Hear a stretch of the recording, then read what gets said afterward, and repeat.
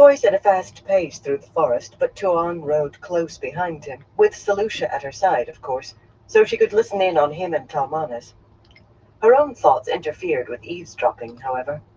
So he had grown up with the Dragon Reborn, had he? The Dragon Reborn? And he had denied knowing anything at all of the man. That was one lie of his she had failed to catch, and she was good at catching lies. In Shandar, the undetected lie might be the one that killed you, or sent you to the sail block as property. Had she known of his prevarication, she might have slapped his face, rather than allowing him to kiss her. Now that had been a shock, one she was not sure she had recovered from yet. Selucia had described being kissed by a man, but the actuality made the other woman's descriptions pale. No, she had to listen. "You left Estian in charge?" Toy erupted, so loudly that a covey of gray doves burst from cover in the thin undergrowth with a mournful whirring sound. "The man's a fool!" "Not too much of a fool to listen to Daerid," Talmanes replied calmly. He did not seem a man to get overly excited. He kept a careful watch, head swiveling constantly. Every so often he scanned the sky through the thick branches overhead, too. He had only heard of Rakan, yet he watched for them. His words were even crisper and quicker than Toy's, and difficult to follow. These people all spoke so fast. "Parloman and Ryman are not fools, Matt. At least Ryman is only a fool sometimes. But neither will they listen to a commoner, no matter how much more he knows about warfare than they do. Edorian will, but I wanted him with me."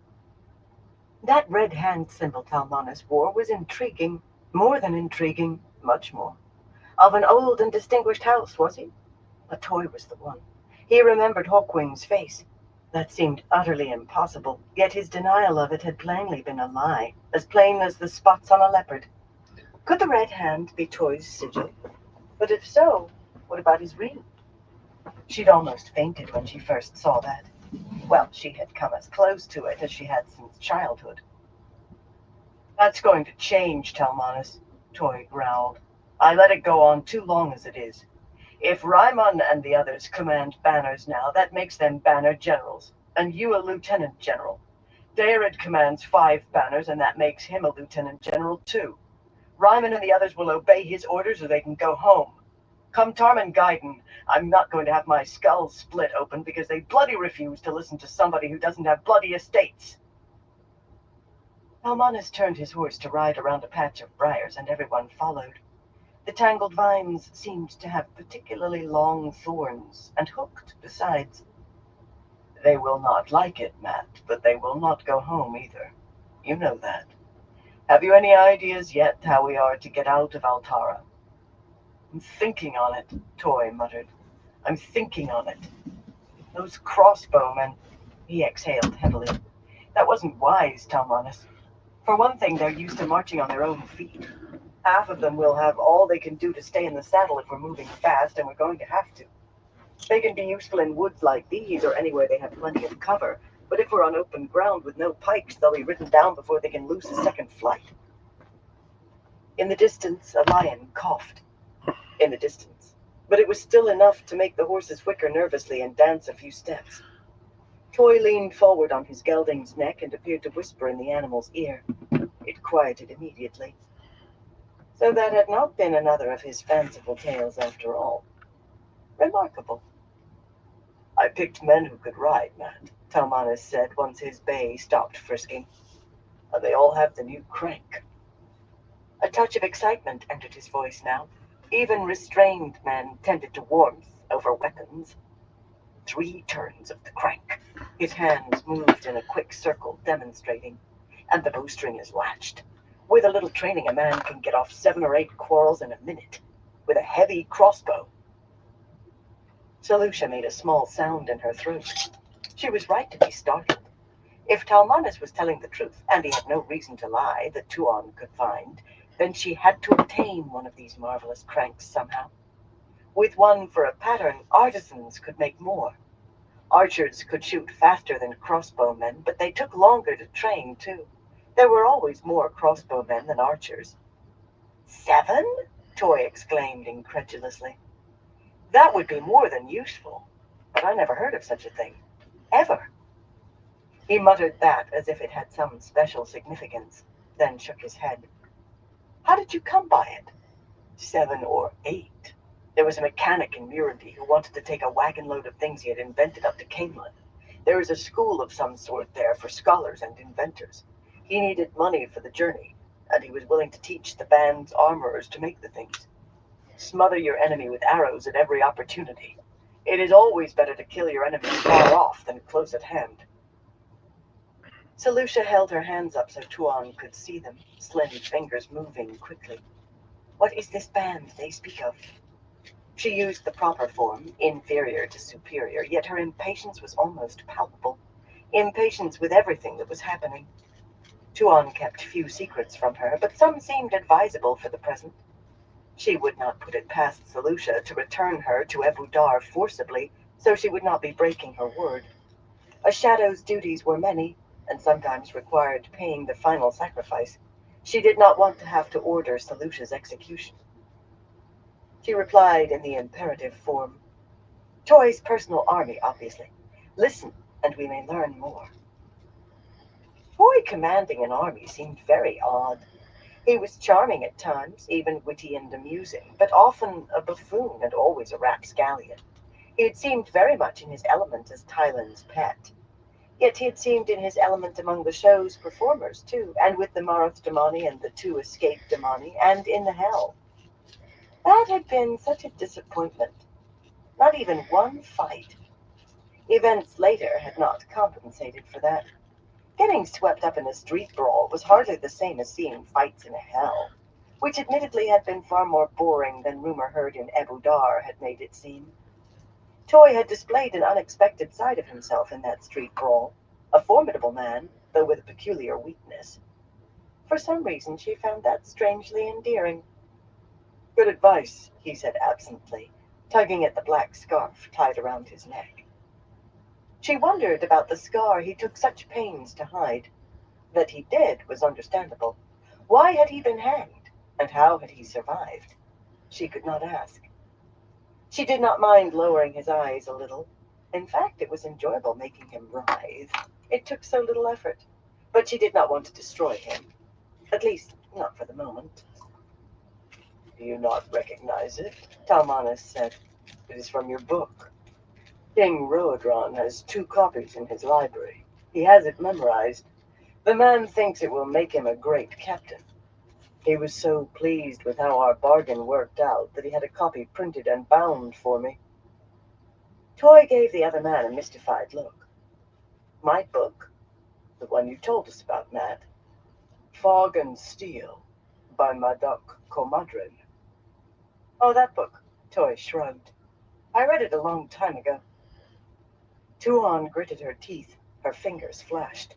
When will they stop talking of books and go back to interesting things? Perhaps if we listen we may learn more, Selucia replied. Tuan glared at her, but the woman wore such an innocent look that she could not maintain her scowl. She laughed, softly, so as not to let Toy realize how close behind him she was, and Selucia joined in, softly.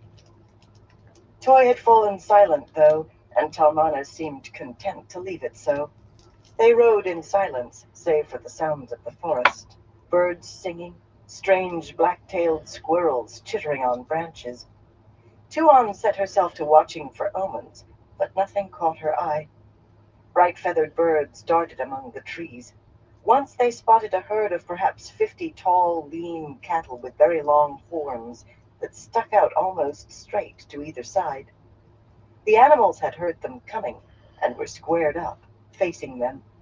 A bull tossed his head and pawed at the ground. Toy and Talmanas led the careful way around the herd, keeping their distance. She looked over her shoulder. The Red Arms. Why were they called that? She would have to ask Toy. The Red Arms were leading the pack horses, but Gordoran had raised his crossbow and the others had arrows knocked to their bows. So these cattle were dangerous. There were few omens concerning cattle, and she was relieved when the herd dwindled behind them. She had not come all this way to be killed by a cow, or to see Toy killed by one.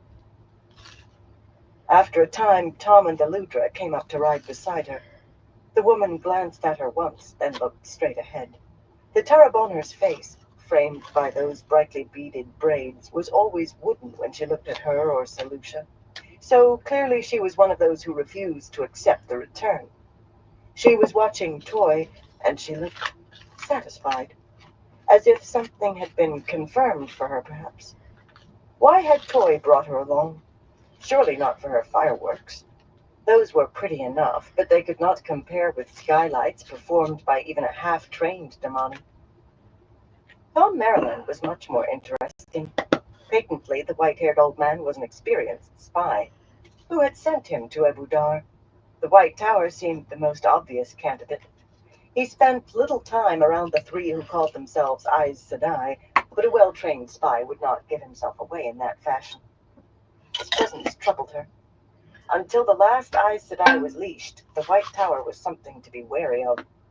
Despite everything, she still had troubling thoughts at times that somehow Toy was part of a White Tower plot. That was impossible, unless some of the Aes Sedai were omniscient, yet the thought sometimes came to her. "A strange coincidence, wouldn't you say, Master Marilyn?" she said. "Encountering part of Toy's army in the middle of an Altaran forest." He stroked his long mustaches with a knuckle, failing to mask a small smile. "He's Taviran, my lady, and you can never tell what will happen around a Taviran. It's always interesting when you travel with one of those. Matt has a tendency to find what he needs when he needs it, sometimes before he knows he needs it."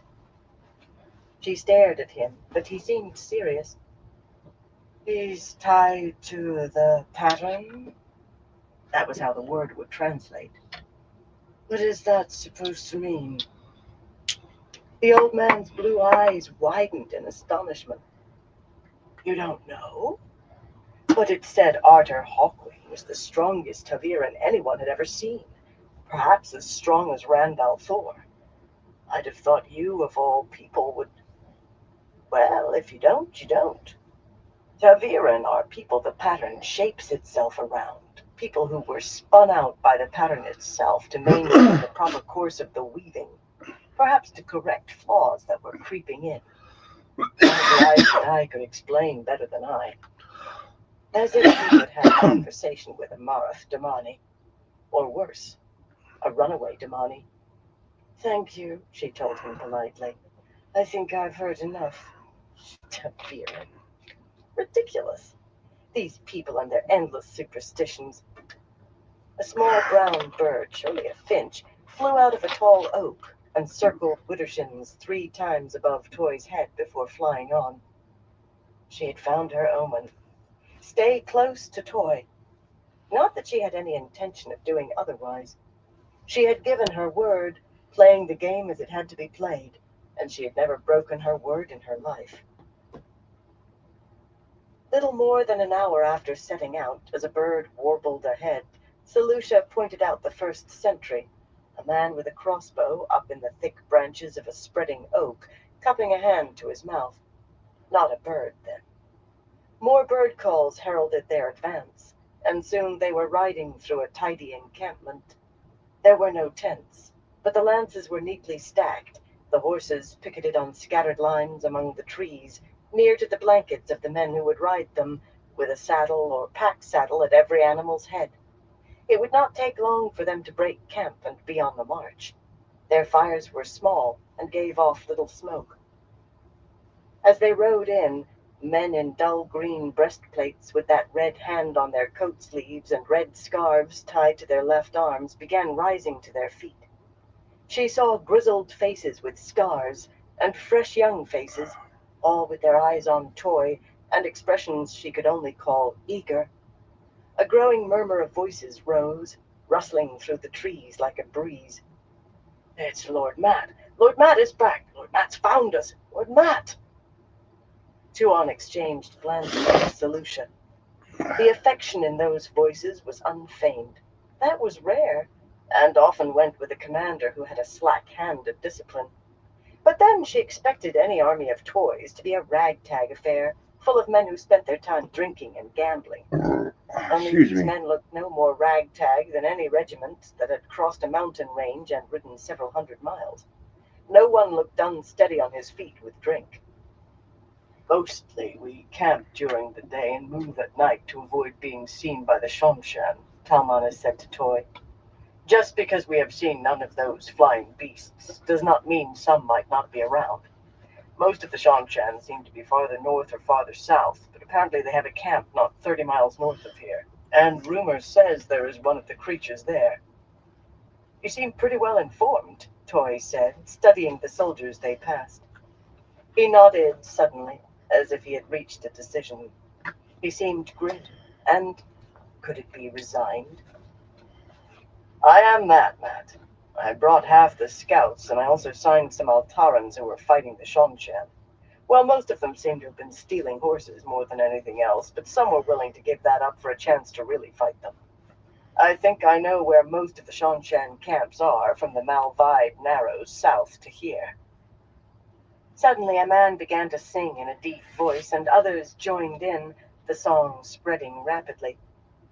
There's some delight in ale and wine, and some in girls with ankles fine. But my delight, yes, always mine, is to dance with Jack of the Shadows. Every man in the camp was singing now, thousands of voices roaring the song.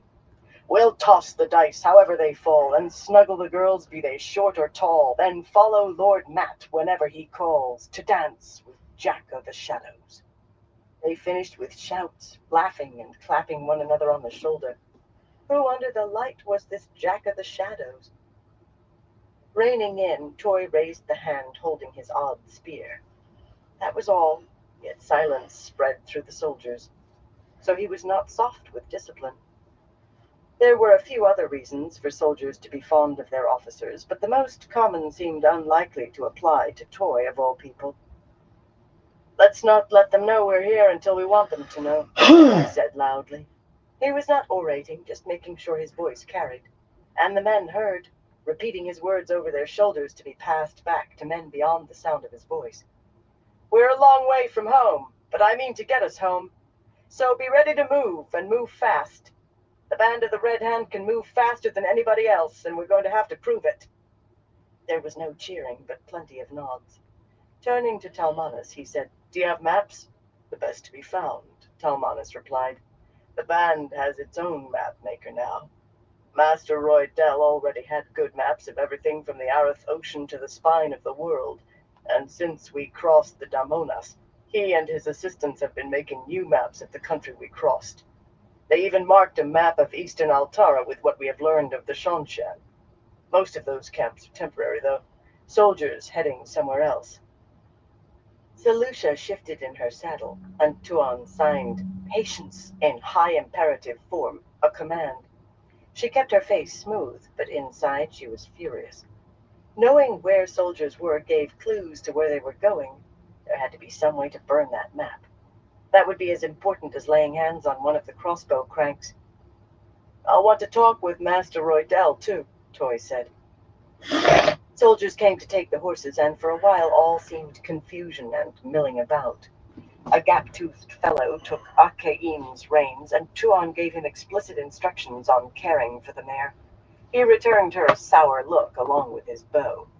Commoners in these lands seemed to believe themselves equal to everyone. Selusha gave the same sort of instructions to the lanky young man who took Rosebud. She thought that an appropriate name for a dresser's horse.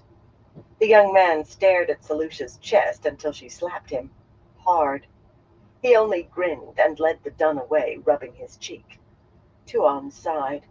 That was all very well for Selusha, but for herself, striking a commoner would lower her eyes for months. Soon enough, though, she was settled on a folding stool with Selusha at her back, and stout Lopin presented them with tin cups full of dark tea, bowing quite properly to Selusha as well as to her. Not deeply enough, but the balding man did try. Her tea was honeyed to perfection, lightly, but then he had served her often enough to know how she liked it. Activity bustled about them. Talmanas had a brief reunion with gray-haired Naram, who apparently was his serving man, and happy to be reunited with him. At least the thin man's normally mournful countenance actually flashed a momentary smile. That sort of thing should have been done in private. Lylwyn and Doman allowed Master Charon to lead Olveroff to explore the camp with Juilin and Thera. Tom and Aludra went too, to stretch their legs, then deliberately took stools close by. Lylwyn even went so far as to stare unblinking at Tuon for a long moment. Selucia made a low sound, very like a growl, but Tuon ignored the provocation and gestured Mistress Anand to bring her stool over beside her. Eventually the traitors would be punished, and the thief, the property restored to its rightful owners, and the Marath Damani leashed. But those things had to wait on what was more important. 3 more officers appeared, young noblemen with that red hand on their dark silk coats, and had their own reunion with Toy, with a great deal of laughing and hitting each other on the shoulder, which they seemed to take as a sign of fondness. She soon had them sorted out. Adorian was the dark, lean man with the serious expression, except when smiling. Ryman, the broad-shouldered fellow who smiled a great deal, and Carloman, the tall, slender one. Adorian was clean-shaven, while Ryman and Carloman both had dark beards that were trimmed to points and glistened as if oiled. All 3 made much over the Aes Sedai, bowing deeply. They even bowed to Bethamin and Sita. Tuon shook her head. "I've told you often enough it's a different world than you're used to," Mistress Anand murmured. "But you still don't quite believe it, do you?" "Just because a thing is a certain way," Tuon replied, "doesn't mean it should be that way, even if it has been for a long time." "Some might say the same of your people, my lady." "Some might." Tuon let it rest there, though she usually enjoyed her private conversations with the woman. Mistress Anand argued against leashing Marath Damani, as might be expected, and even against keeping Dako Vale of all things. Yet they were discussions rather than arguments, and Tuon had made her concede a few points. She had hopes of bringing the woman around eventually. Not today, though. She wanted her mind focused on Toy. Master Roydell appeared, a graying, round-faced man whose bulk strained his dark coat, followed by 6 fit-appearing younger men, each carrying a long cylindrical leather case. "I brought all the maps of Altara I have, my lord," he told Talmanas in a musical accent as he bowed. Did everyone in these lands speak as if racing to get the words out? "Some cover the whole country, they do, some no more than 100 square miles. The best are my own, of course, those I made these past weeks."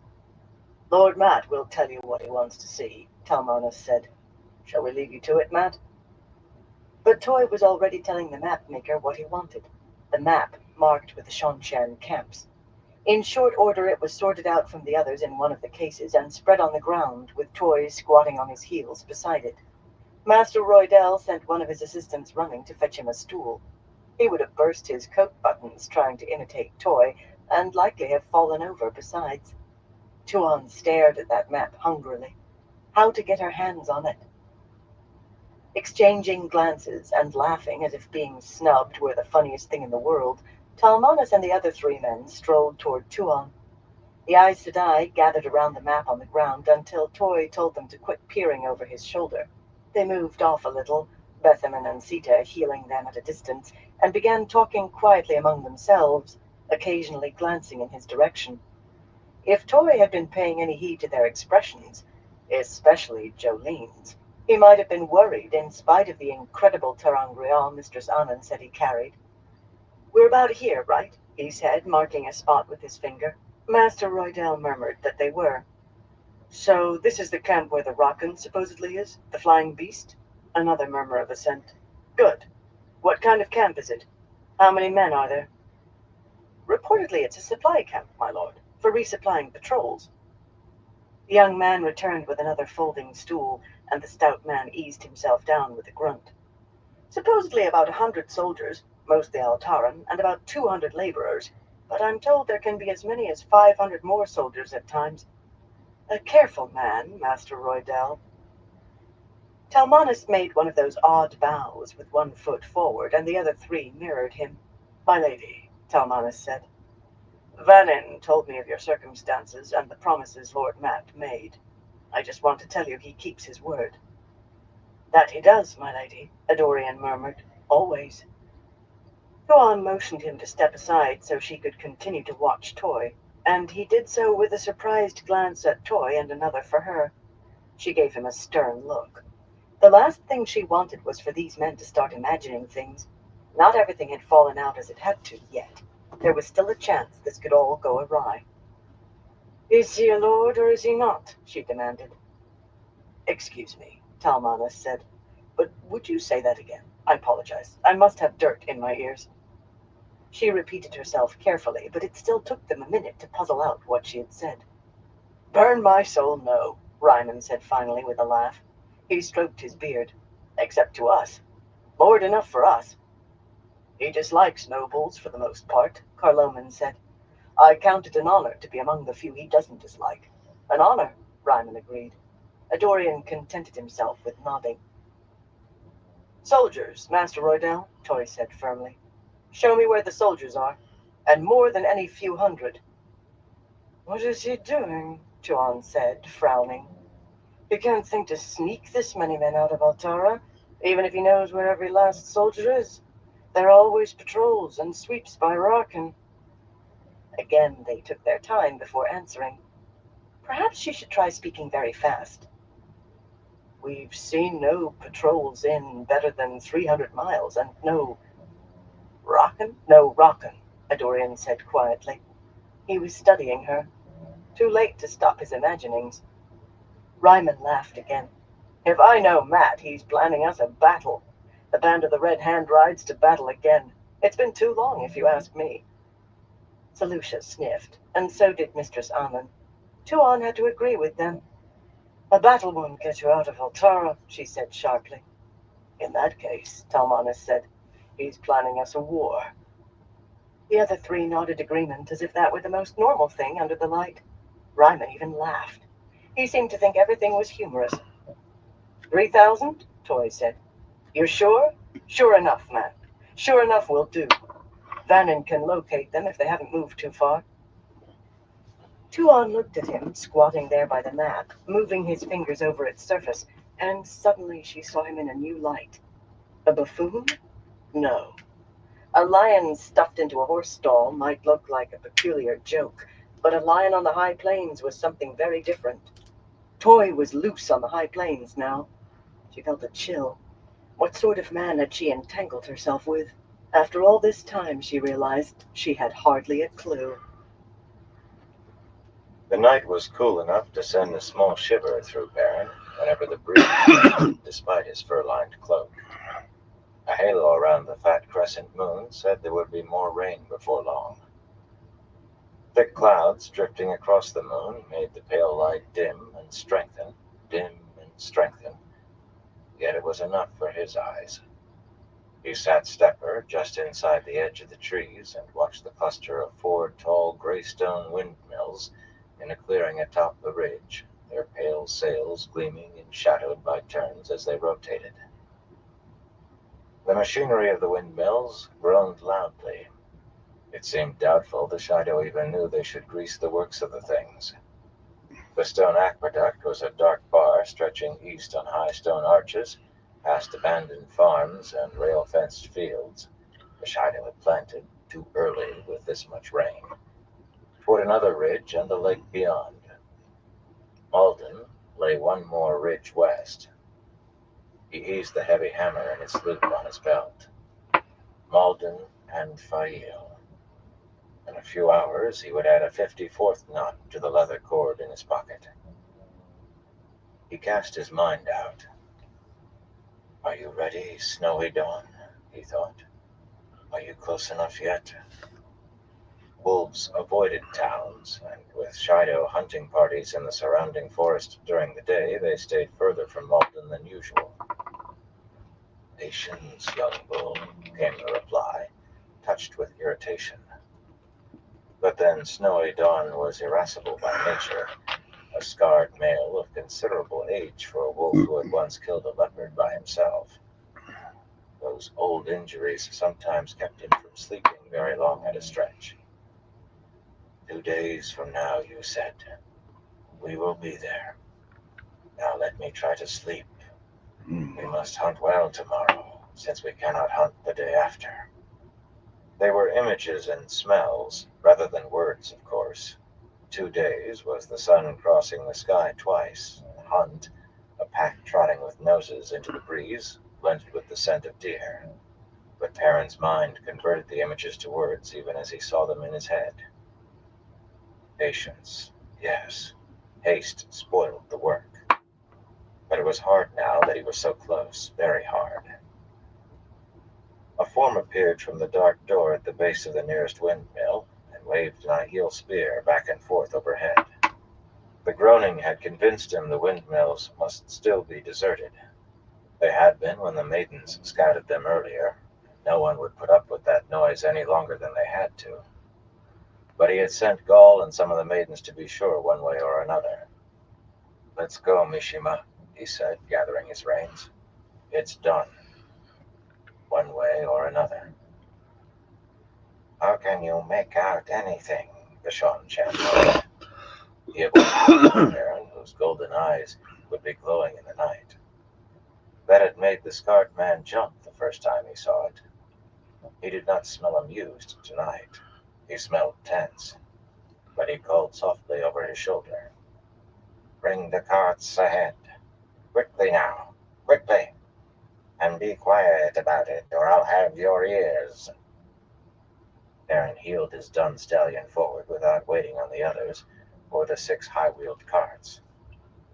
Liberally greased axles made them as quiet as carts could be. They still sounded noisy to him, the cart horses' hooves squelching in the mud, the carts themselves creaking as wood flexed and rubbed, but he doubted anyone else could have heard them 50 paces off, and maybe not closer. At the top of the gentle slope he dismounted and let Stepper's reins fall. A trained warhorse, the stallion would stand there as if hobbled so long as his reins hung down. The windmill heads squealed, turning slightly as the breeze shifted. The slowly spinning arms were long enough that Perrin could have touched one by jumping when it swung low. He stared toward the last ridge that hid Malden. Nothing grew there taller than a bush. Nothing moved in the darkness. Just one ridge between him and Fail. The maidens had come outside to join Gaul, all of them still veiled.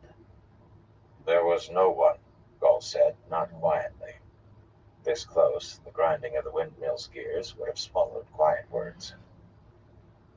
"The dust has not been disturbed since I was here last," Sulin added. Perrin scratched his beard. Just as well. Had they needed to kill Shido, they could have carried away the bodies, but the dead would have been missed, and it would have drawn attention to the windmills and aqueduct. It might have started someone thinking about the water. "Help me get the lids off, Gaul." There was no need for him to do that. It would save only minutes, but he needed to be doing something. Gaul simply stuck his spear through the harness holding his bow case to join the others on his back. The aqueduct ran along the ground on the ridgetop between the 4 windmills and stood shoulder high on Perrin, less on Gaul, who climbed over. Just beyond the last pair of windmills, bronze handles on either side allowed them to lift off heavy pieces of stone 2 feet wide and 5 feet long until they cleared a stretch of 6 feet. What the opening was used for, he did not know. There was another like it on the other side, maybe to work on the flaps that made sure water flowed only one way, or to get inside to repair any leaks. He could see small ripples of motion as it streamed toward Malden, filling more than half the stone channel. Mishima joined them and dismounted to stand peering uncertainly at Sulin and the maidens. He probably believed the night hid his expression. He smelled wary now. He was followed quickly by the first of the red-coated Shan-Chan soldiers, scrambling up the muddy slope, each carrying 2 middling-sized jute sacks. Middling, but not heavy. Contained only 10 pounds. Eyeing the Aiel suspiciously, the wiry woman set her sacks down and slashed one open with her dagger. A handful of fine, dark grains spilled on the muddy ground. "Do that over the opening," Perrin said. "Make sure every grain goes into the water." The wiry woman looked to Mishima, who said firmly, "Do as Lord Perrin commands, Arata." Perrin watched as she emptied the sack into the aqueduct, hands lifted over her head. The dark grains floated away toward Malden. He had dropped a pinch into a cup of water, hating to waste even that, and they took some time to absorb enough water to sink, long enough to reach the big cistern in the town, he hoped. And if not, they could steep in the aqueduct itself. The cistern would still turn to forkroot tea eventually. The lights said it would be strong enough. With luck, maybe even strong enough to affect the Algaid Siswai. The wise ones who could channel were his target, but he would take any advantage he could gain. The light send did not grow strong faster than he expected. If those wise ones began staggering too soon, they might puzzle out the cause before he was ready. But all he could do was go ahead as if he knew exactly that and pray. By the time the second sack was being poured into the stone channel, the others began crowding up the slope. First came Sioned, a short woman holding her dark divided skirts up out of the mud. Shifting his attention from the maidens to her, Mishima made one of those small gestures to ward off evil. Strange that they could believe a thing like that worked. The soldiers lined up with their sacks stared at her, wide-eyed for the most part, and shifted their feet. The Seanchan were none too easy about working with Aes Sedai. Her warders, Fiorin and Terrell, were at her heels, each with a hand resting on his sword hilt. They were just as easy about the Seanchan. The one was dark with gray streaking his curly black beard, the other fair and young with curled mustaches, yet they were alike as two beans, tall, lean, and hard. Robert Kirkland came a little behind them, a compact man with dark receding hair and a glum expression. He did not like being separated from Missouri. All three of the men had small bundles containing food strapped to their backs and fat water skins hanging from their shoulders. A lanky man rested his sacks on the side of the opening as the wiry woman headed down slope to fetch more. The carts were piled high with them. Remember, Perrin told Sioned, the biggest danger will be getting from the cistern to the fortress. You'll have to use the guard walk on the wall, and there might be Shido in the town even at this hour. Alice had seemed unsure on that. Thunder boomed hollowly in the distance, then again. Maybe you'll have rain to hide you. Thank you, she said icily. Her moon-shadowed face was a mask of Aes Sedai serenity, but her scent spiked with indignation. I would not have known any of that if you had not told me. The next moment her expression softened and she laid a hand on his arm. I know you are worried about her. We will do what can be done. Her tone was not exactly warm, it never was, but not so chill as before, and her scent had mellowed to sympathy. Carol lifted her up onto the edge of the aqueduct. The Seanchan emptying forkroot into the thing, a tall fellow with almost as many scars as Mishima, nearly dropped his sack. And she grimaced faintly before swinging her legs over and lowering herself into the water with a small gasp. It must have been cold. Ducking her head, she moved out of sight toward Malden. Fiorin climbed in after her, then Terrell, and finally Robert. They had to bend sharply to fit under the roof of the aqueduct. Elias clapped Perrin on the shoulder before hoisting himself up. Should have trimmed my beard short like yours to keep it out of that, he said, gazing down at the water. That graying beard, ruffled by the breeze, spread across his chest. For that matter, his hair, gathered at the back of his neck with a leather cord, hung to his waist. He carried a small bundle of food and a water skin, too. Still, a cold bath helps a man keep his mind off his troubles. I thought that was for keeping your mind off women, Perrin said. He was in no mood for joking, but he could not expect everyone to be as grim as he was. Elias laughed. What else causes a man's troubles?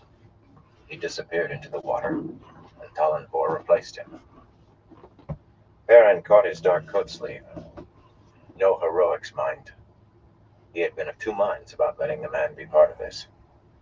No heroics, my lord, Talonvor agreed. For the first time in a long time, he looked eager. The smell of him quivered with eagerness, but there was an edge of caution in it, too.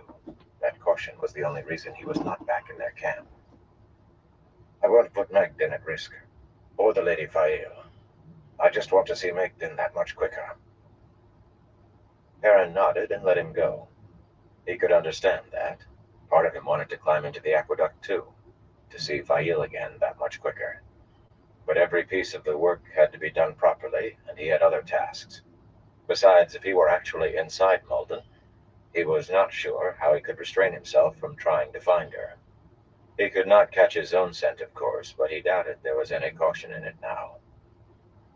The windmill heads turned again with loud squeaks as the wind shifted back. At least it never seemed to die up here. Any stoppage of the water flow would be disastrous. The ridgetop was becoming crowded now. 20 of Fail's hangers-on were waiting their turn at the aqueduct, all that remained save the two who were spying on Messima. The women wore men's coats and breeches and had their hair cut short, except for a tail at the back in imitation of the Aiel, though no Aiel would have worn sword as they did. Many of the Tyran men had shaved their beards because Aiel did not wear them. Behind them, 50 Two Rivers men carried halberds and unstrung bows, their bowstrings safely tucked away inside their coats, and each with 3 bristling quivers tied to his back along with a parcel of food. Every man in the camp had volunteered for this, and Perrin had had to let them choose lots. He had considering doubling the number or more. Hangers-on and Two Rivers men had their bundles of food and their water skins. The constant flow of Shanshan soldiers continued, carrying full sacks up the slope and empty sacks back down. They were disciplined. When a man slipped in the mud and fell, as happened with some regularity, there was no cursing or even mutters. They just got up and went ahead. Salon de Derengil, wearing a dark coat with 6 horizontal stripes of color across the chest, stopped to offer Perrin her hand. She only came up to his chest, but Elias claimed she handled the sword at her hip credibly. Perrin no longer thought she and the others were fools. Well, not all the time, in spite of their attempts to copy Aiel ways. With differences, of course. The tail of dark hair at Salanda's nape was tied with a length of dark ribbon. There was no fear in her scent, only determination. "Thank you for allowing us to be part of this, my lord," she said in precise Carianan accent. "We will not let you down, or the Lady Fail." "I know you won't," he said, shaking her hand. There had been a time when she had been pointed about serving Fail and not him. He shook the hand of every one of them before they climbed into the aqueduct. They all smelled determined. So did Ban Alcine, who commanded the Two Rivers men going into Malden. "When Fail and the others come, wedge the outer doors shut, Ban." Perrin had told him this before, but he could not help repeating himself. "Then see if you can get them back up the aqueduct." That fortress had not kept the Shido out the first time, and if anything went wrong, he doubted it would keep them out this time either. He did not mean to renege on his bargain with the Shanshan. The Shido were going to pay for what they had done to Fail, and besides, he could not leave them behind to continue ravaging the countryside. But he wanted her out of harm's way as soon as possible. Van propped his bowstave and halberd against the aqueduct, and hoisted himself up to reach a hand down inside. When he lowered himself back to the ground, he wiped his damp hand on his coat, then rubbed the side of his prominent nose. "Below the water, it's coated with something feels like pond slime. We're going to have a hard enough time getting down that last slope without sliding the whole way, Lord Perrin, much less trying to climb it again. I expect the best thing is to wait in that fortress till you reach us." Perrin sighed. He had thought of sending ropes, but they would have needed nearly 2 miles of it to span that last slope. A lot to be carried, and if any Shido spotted the butt end of it in the Malden end of the aqueduct, they would search every nook and cranny in the town. A small risk perhaps, yet the bitter loss that might result made it loom large. "I'll be there as fast as I can, Ban. I promise you that." He shook hands with every one of them, too. Lantern-jawed Todd Elcar, and Leof Torfin, with a white streak through his hair where a scar ran, given to him by Trollocs. Young Kenley Merrin, who was making a stab at growing a beard again, unfortunately. And Billy Adara, who was almost as white as Perrin, if a hand shorter. Billy was a distant cousin, and some of the closest kin Perrin had living. He had grown up with many of these men, though some were a few years older than he. Some were a few years younger, too. By now, he knew the men from down to Devon Ride and up to Watch Hill as well as he did those from around Emmons Field. He had more reason than Fail alone to reach that fortress as fast as he could. Had Alora, a lean fellow with thick mustaches like a Terrabonner, was the last of the Two Rivers men. As he climbed into the aqueduct, Gaul appeared, face still veiled and 4 spears gripped in the hand that held his bullhide buckler. He put a hand on the edge of the aqueduct and leapt up to sit on the stone coping. "You're going in?" Perrin said in surprise.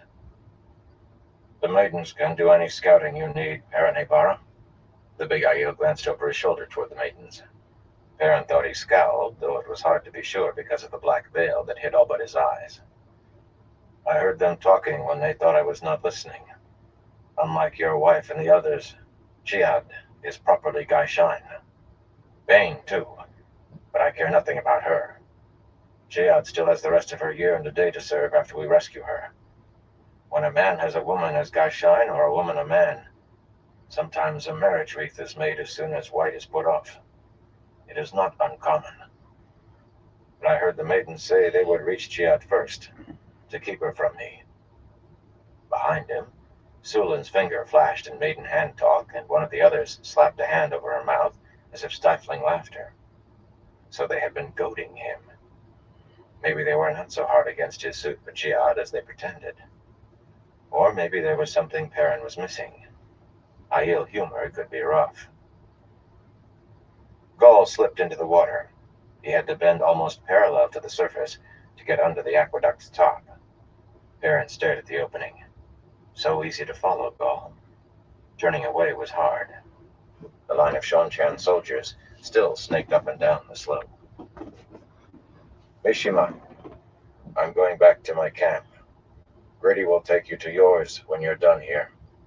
Do what you can to blur the tracks before you go." "Very well, my lord. I've told off some men to scrape grease from the axles and grease these windmills. They sound as if they could seize up any minute. We can do those at the far ridge, too." Picking up Stepper's reins, Perrin looked up at the slow-turning sails. Slow but steady. They had never been made to turn fast. "And if Shido decide to come out here tomorrow and wonder where the fresh grease came from?" Mishima regarded him for a long moment, his face half hidden by moon shadows. For once, he did not seem put off by glowing yellow eyes. His scent, he smelled as if he saw something unexpected. "The Banner General was right about you," he said slowly. "What did she say?" "You'll have to ask her, my lord." Perrin rode down the slope and back to the trees, thinking how easy it would be to turn around. Galen could handle everything from here. It was all laid out. Except that the Mayener believed every battle climaxed with a grand charge of horse. And preferably began with one, too. How long would he stick to the plan? Arganda was more sensible, but he was so anxious for Queen Aleandra that he might well order that charge as well. That left himself. The breeze gusted hard, and he pulled his cloak around him. Grady, elbows on his knees, was in a small clearing, sitting on a half-worked mossy stone that was partially sunken into the ground, and no doubt left over from building the aqueduct. A few others like it stood around. The breeze kept his scent from Perrin's nose. He did not look up until Perrin drew rein in front of him. The gateway they had used to come here still stood open, showing another clearing among tall trees, not far from where the Shonchan were now camped. It might have been easier to have had them set up close to Perrin's camp, but he wanted to keep the Aes Sedai and Wise Ones as far from the Suldam and Damani as possible. He was not afraid of the Shonchan breaking Ty Lee's word, but the Aes Sedai and Wise Ones practically came down with the pip just thinking about Damani. Probably the Wise Ones and Anura would stay their hands for the time being. Probably. Masuri, he was not so sure of, in a number of ways. Better to keep a few leagues between them for as long as it could be managed. "Are you all right, Grady?" The man's weathered face seemed to have new lines in it. That might have been a trick of moon shadows cast by the trees, but Perrin did not think so. The carts had passed through the gateway easily, but was it a little smaller than the first he had seen Grady make? Just a little tired, my lord, Grady said wearily. He remained seated with his elbows on his knees. All this traveling we've been doing lately. Well, I couldn't have held the gateway open long enough for all those soldiers to ride through yesterday. That's why I've taken to tying them off. Perrin nodded. Both of the Ashaman were tired. Channeling took strength out of a man as surely as swinging a hammer all day at a forge. More so, in truth. The man with the hammer could keep going far longer than any Ashaman. That was why the aqueduct was the route into Malden and not a gateway. Why there would be no gateway to bring Fail and the others out again, much as Perrin wished there could be. The two Ashaman only had so much more left in them until they could rest, and that little had to be used where it was needed most. But that was a hard thought. Only if Grady or Niall fell one gateway short of what was needed, a lot of men were going to die. A hard decision. I'm going to need you and Niall the day after tomorrow. That was like saying he needed air. Without the Ashaman, everything became impossible. You're going to be busy then. Another gross understatement. Busy as a one-armed man plastering a ceiling, my lord. Are you up to it? Have to be, don't I, my lord? Perrin nodded again. You did what had to be done. Send me back to our camp. After you return Mishima and his people to his, you and the maidens can sleep there if you'd like. That would spare Grady a little against 2 days from now. Don't know about the maidens, my lord, but I'd as soon come on home tonight. He turned his head to look at the gateway without rising, and it dwindled in the reverse of how it had opened. The view through it seemed to rotate as it narrowed, finishing with a vertical slash of silvery blue light that left a faint purplish bar in Perrin's vision when it winked out. Those demoni fair make my skin crawl. They don't want to be free. How would you know that? I talked to some of them when none of those Suldam was close by. Soon as I brought up maybe they'd like those leashes off, just hinting like, they started screaming for the Suldam. The demoni were crying and the Suldam petting them and stroking them and glaring daggers at me. Fair made my skin crawl. Stepper stamped an impatient hoof, and Perrin patted the stallion's neck. Grady was lucky those Suldam had let him go with a whole hide. Whatever happens with the demonic, Grady, it won't be this week or next, and it won't be us who fixes it. So you let the demonic be. We have a job of work in front of us that needs doing. And a deal with the Dark One to do it. Hey, Christopher, how you doing? Anyone might have grown hard to think Hope you're of doing Faye well. Durgan being on the Dark One's side. Or Mishima. You understand that? I understand, my lord. I'm just saying it makes my skin crawl. At last another silvery blue slash appeared, widening into an opening that showed a clearing among large, widely spaced trees and a low stone outcrop. Leaning low on Stepper's neck, Perrin rode through. The gateway winked out behind him, and he rode on through the trees until he came to the large clearing where the camp lay, near what had once been the tiny village of Britain, a collection of flea-riddled hovels that the most rain-soaked night could not tempt a man into. The sentries up in the trees gave no warnings, of course. They recognized him. He wanted nothing so much as he wanted his blankets right then. Well, Fail certainly, but lacking her, he wanted to be alone in the dark. Likely he would fail to find sleep again, but he would spend the night as he had so often before, thinking of her, remembering her. Short of the 10-pace wide thicket of sharpened stakes that surrounded the camp, though, he reined in. A raccoon was crouched just outside the stakes, its long gray neck lowered so a woman in a hooded brown coat could scratch its leathery snout. Her hood hung down her back, revealing short-cropped hair and a hard, narrow face. She looked at Perrin as if she recognized him, but went right on scratching. The saddle on the creature's back had places for 2 riders. A messenger had come, it seemed. He turned into one of the narrow, angled lanes, through the stakes that had been left to allow horses through. Just not quickly. Most everybody had turned in already. He sensed movement on the horse lines in the heart of the camp, likely some of the Kyrianan grooms or farriers, but the patched canvas tents and small huts of woven evergreen branches, now long since brown, lay dark and quiet. Nothing moved among the low Aiel tents, and only a few sentries walking up and down in the That's nearest good. Mayenner section of the Let's camp. smoke a joint. The Mayenners and Gil Dannon put little trust in the two rivers men in the trees. His tall, red-striped tent was alight, however, and the shadows of a number of people shifted on the tent walls. When he climbed down in front of the tent, Athan Chandin appeared to take the reins and knuckle his forehead while he hunched a sort of bow. Athan was a good bow shot, or he would not have been here, but he had a truckling manner. Perrin went in unpinning his cloak. "There you are," Berylane said brightly. She must have dressed hastily because her long black hair looked as though it had just had a lick and a promise from a brush, but her high-necked gray riding dress appeared neat and fresh. Her serving women never let her don anything unless it was freshly ironed. She held out a silver wine cup for Brianna to refill from a long-necked wine pitcher, which the Kyrianan woman did with a grimace.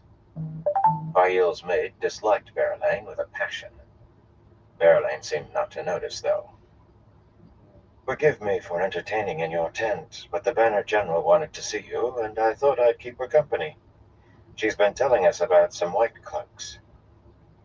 Balwer was standing unobtrusively in a corner. The bird-like little man could be as unnoticeable as a lizard on a branch when he wished to be, but his scent sharpened at the mention of white cloaks. Ty Lee, her shoulders straining a coat like that of the flyer, made a straight-legged bow while keeping one eye on Nora. She seemed to believe that Aes Sedai might turn into ravening wild dogs at any moment. Aaron thought she smelled of distress, but none showed on her dark face. "My lord, I have two pieces of news I felt I had to bring you immediately. Have you begun putting the fork root into the town's water?" "I have," he said worriedly, tossing his cloak down atop one of the brass-banded chests. Lee sighed. "I told you I would. I'd have done it 2 days ago if that fool woman in Elmazar hadn't dragged her heels so." "What's happened?" "Forgive me," Linny announced, "but I was roused from my blankets, and I would like to return to them. Does anyone require anything else of me tonight?" There were no curtsies or milords from the frail-appearing woman with her white hair and a loose braid for sleeping. Unlike with Berylane, her brown dress looked hastily donned, unusual for her. Her scent was crisp and sharp with disapproval. She was one of those who believed the ridiculous tale that Perrin had slept with Berylane on the very night after Fail had been captured. She managed to avoid looking at him while her gaze swept around the tent's interior. "I'll have some more wine," Aram announced, holding out his cup. Grim-faced and haggard in a red-striped coat, his eyes hollow, he was attempting to lounge in one of the folding camp chairs, but the sword strapped to his back, leaning against the gilt-edged back, impossible. Brianna started toward him. "He's had enough," Lenny said sharply, and Brianna turned away. He had a firm hand with Fail's servants. Aram muttered an oath and leaped to his feet, tossing his cup down on the flowered carpet that served as a floor. "I might as well go somewhere I won't have some old woman nagging at me every time I take a drink." He gave Perrin a sullen glare before stalking out of the tent, doubtless on his way to Massima's camp. He had pleaded to be one of the party sent into Malden, but his hot head could not be trusted with that. "You can go, Linny," Berylane said. "Brianna can look after us well enough." A snort was the acknowledgment Linny gave. She made it sound almost delicate, before she stalked out, stiff-backed and reeking of disapproval, and still not looking at Perrin. "Forgive me, my lord," Ty drawled in careful tones, "but you seem to run your household more loosely than I'm accustomed to." "It's our way, Banner General," Aaron said, picking up Aram's cup. "No need to dirty another. Nobody around here is property. If that sounded sharp, so be it." He had come to like Ty after a fashion, but these Seanchan had ways that would make a goat gag. He took the picture from Brianna. She actually tried to hold on to it for a moment, frowning at him as if she would deny him a drink, and poured for himself before handing it back. She snatched the picture out of his hand. Now, what happened? What about these white cloaks? I sent Rockin out scouting as far as they could go just before dawn, and again just after sunset. One of the flyers tonight turned back sooner than expected. She saw 7,000 children of the light on the move not 50 miles from my camp. On the move toward you? Aaron frowned at his wine instead of drinking. 7,000 seems a very exact count to make in the dark. It seems these men, they're deserters, Anura broke in. At least the Banner General sees them so. In gray silk, she appeared as neat as if she had spent an hour dressing. Her thrusting nose made her look like a crow wearing beaded braids as she peered at Tylee, and the Banner General, a particularly interesting bit of carrion. She held a wine cup, but it seemed untouched. I have heard rumors that Pedron Nile died fighting the Shonchan, but apparently Inda, who replaced Nile, swore fealty to the Shonchan Empress. Tylee mouthed, "May she live forever," under her breath. Aaron doubted anyone but himself heard. Bulwer opened his mouth too, but closed it again without speaking. The white cloaks were a bugbear to him. Something over a month ago, however, the Grey Sister went on, Galad Damadred killed Balda and led 7,000 white cloaks to leave the Shonchan cause. A pity he became enmeshed with white cloaks, but perhaps some good has come of it. In any case, it appears there is a standing order that these men are all to be killed as soon as found. I have summed it up nicely, yes, Banner General? Tylee's hand twitched, as if it wanted to make one of those signs against evil. That's a fair summing up, she said. To Perrin, not Anura. The Shonchan woman seemed to find speaking to an Aes Sedai difficult. Except the part about good coming of it. Oath-breaking and desertion can never be called good. I take it they're not moving toward you, or you'd have said. Perrin put a hint of question into that, though there was no question in his mind. North, Tylee answered. They're heading north. Bulwer half opened his mouth again, then shut it with a click of teeth. If you have advice, Perrin told him, then give it. But I don't care how many white cloaks desert the Shonchan. Fail is the only thing I care about. And I don't think the Banner General will give up the chance to collar 300 or 400 more Damani to chase after them. Barrelane grimaced. Anura's face remained smooth, but she took a long swallow of her wine. None of the Aes Sedai felt very complacent about that part of the plan. None of the wise ones did either. I will not, Tylee said firmly. I think I'll take some wine after all. Brianna took a deep breath before moving to comply, and a hint of fear entered her scent. Apparently, the tall, dark woman intimidated her. I won't deny I would enjoy a chance to strike a blow at the White Cloaks, Bulwer said in that dry-as-dust voice. But in truth, I feel I owe this Galad Damadred a debt of gratitude. Perhaps his grudge was against this Balda personally. In any case, you have no need of my advice here. Events are in motion in Malden, and if they weren't, I doubt you'd hold back even a day. Nor would I have advised it, my lord. If I may be so bold, I am quite fond of the Lady Fail. You may, Perrin told him. Banner General, you said 2 pieces of news.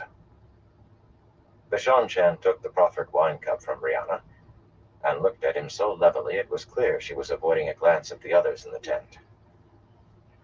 May we speak alone? She asked quietly. Barrelane glided across the carpet to rest a hand on his arm and smile up at him. Anura and I don't mind leaving, she said. Light, how could anyone believe there was anything between him and her?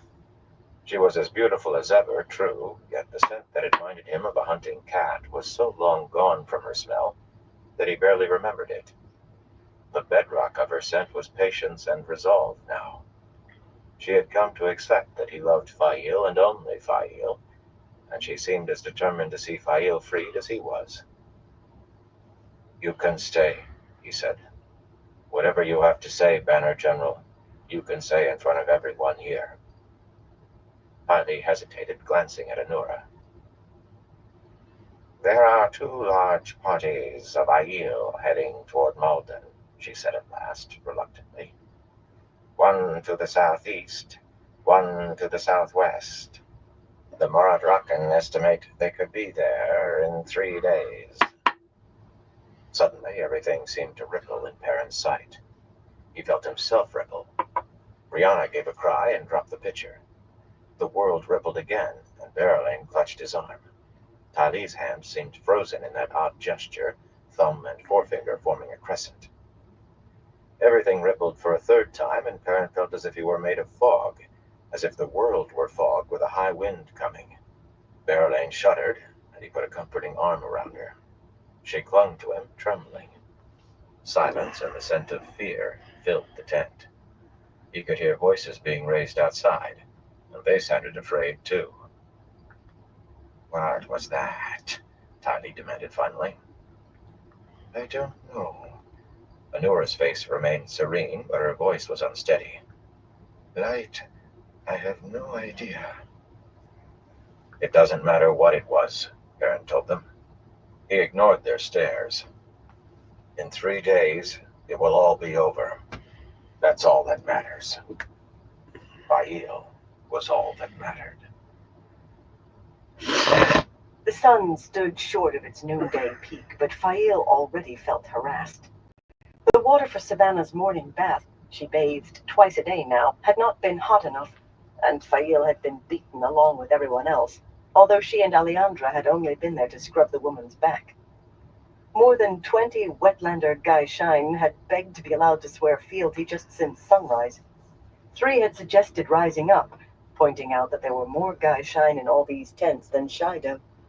They had seemed to listen when she pointed out that nearly all of the Aiel knew how to use a spear, while most of the Wetlanders were farmers or craftsfolk. Few had ever held a weapon, and fewer still used one. They had seemed to listen, but this was the first day anyone had suggested such a thing right after swearing. Usually they took several days to work themselves around to it. The pressure was building, toward a slaughter unless she could thwart it. And now this. "It is only a game, Fail Bashir," Roland said, towering over her as they walked along one of the muddy streets that wound through the Shido tents. He sounded amused, and a very small smile curved his lips. A beautiful man, to be sure. "A kissing game, you said?" She shifted the lengths of striped toweling folded over her arm to draw his attention. "I have work to do, and no time for games. Especially kissing games." She could see a few Aiel, several of them men staggering drunk even at this hour, but most of the people in the street were Wetlanders wearing dirty Gaishine robes, or children splashing happily in the mud puddles left by the night's heavy rain. The street was thronged with men and women in mud-stained white, carrying baskets or buckets or pots. Some actually went about chores. There were so many Gaishine in the camp that there really was not enough work to go around. That would not stop a Shido from ordering what were seen as idle hands to some work or other if those hands stuck out of white sleeves, however, even if it was make work. To avoid having to dig useless holes in muddy fields, or scrub pots that were already clean, a good many of the Gaishine had taken to carrying something that made them look as if they were working. That did not help anyone avoid the real work, but it did help avert the other kind. Fail did not have to worry about that with most of the Shido, not so long as she wore those thick golden chains around her waist and neck, but the necklace and belt were inadequate for deterring wise ones. She had scrubbed clean pots for some of them, and sometimes had been punished for not being available when Savannah wanted her. Thus the toweling. "We could start with a kissing game children play," he said, "though the forfeits in that are sometimes embarrassing. In the game adults play, the forfeits are fun. Losing can be as pleasant as winning." She could not help laughing. The man certainly was persistent. Suddenly she saw Galena hurrying through the crowd in her direction, holding her white silk robes up out of the mud, eyes searching avidly. Fail had heard the woman was allowed clothing again as of this morning. Of course, she had never been without the tall necklace and wide belt of gold and fire drops. A cap of hair less than an inch long covered her head, and of all things a large red bow was pinned in it. It seemed unlikely that was by the woman's choice. Only a face Fail could not put an age to convinced her that Galena really was Aes Sedai. Beyond that, she was unsure of anything about her except the danger she presented. Galena spotted her and stopped dead, hands kneading her robes. The Aes Sedai eyed Roland uncertainly. "I'll have to think on it, Roland." She was not about to chase him away until she was sure of Galena. "I need time to think." Women always want time to think. Think on forgetting your troubles in the pleasure of a harmless game. The finger he drew softly down her cheek before walking away made her shiver. To Aiel, touching someone's cheek in public was as much as a kiss. It surely had felt like a kiss to her. Harmless? Somehow she doubted that any game that involved kissing Roland would end with just kissing. Luckily, she would not have to find out, or hide anything from Perrin, if Galena proved true. If. The Aes Sedai darted to her as soon as Roland was gone. "Where is it?" Galena demanded, seizing her arm. "Tell me! I know you have it! You must have it!" The woman sounded almost pleading. Tharava's treatment of her had shattered that fabled Aes Sedai composure. Fail shook off her grip. "First, tell me again that you will take my friends and me with you when you go. Tell me straight out, and tell me when you are going." "You dare talk to me that way," Galena hissed.